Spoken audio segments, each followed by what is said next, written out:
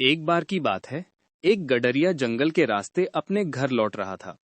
उसके साथ उसका एक शेर, एक बकरी और सिर पर हरे चारे का गट्ठर था।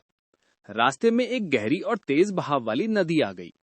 किनारे पर एक छोटी नाव तो थी, लेकिन शर्त ये थी कि गडरिया एक बार में अपने साथ केवल एक ही चीज ले जा सकता था। गडरिये के सामने बड़ी मुसीबत खड़ी हो गई। अगर वे शेर को ले जाए तो पीछे बकरी चारा खा जाएगी। अगर वे चारा पहले ले जाए तो पीछे शेर बकरी को चट कर जाएगा। गडरिया सिर पकड़कर बैठ गया और सोचने लगा, अब क्या करें? क्या बिना किसी नुकसान के नदी पार करना मुमकिन है? दोस्तों, गडरिये की जगह अगर आप होते तो क्या करते? क्या आपके पास कोई ऐसा तरीका है जिससे शेर, बकरी और चारा तीनों सुरक्षित बच जाए? अपना जवाब अभी कमेंट बॉक्स में लिखें। देखते हैं आपका दिमाग गडरिये से तेज चलता है या नहीं। काफी देर तक परेशान होने के बाद अचानक गडरिये की आंखों में चमक आ गई। उसके दिमाग में एक जबरदस्त आइडिया आया। उसने मुस्कुराते हुए नाव उठाई और अपना मिशन शुरू किया। पहली चाल, वो सबसे पहले बकरी को बिठाकर नदी के उस पार ले गया।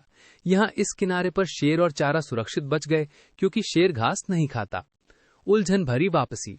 बकरी को उस पार छोड़कर वो अकेला वापस आया। अब उसने शेर को नाव में बिठाया और उसे उस पार ले गया। Master stroke. अब असली पहेली शुरू हुई। अगर वो शेर को बकरी के पास छोड़ता तो शेर उसे खा जाता। इसलिए गडरिये ने क्या किया? उसने शेर को किनारे पर उतारा और बकरी को वापस नाव में बिठाकर अपने साथ इस किनारे ले आया। चतुर अदला बदली।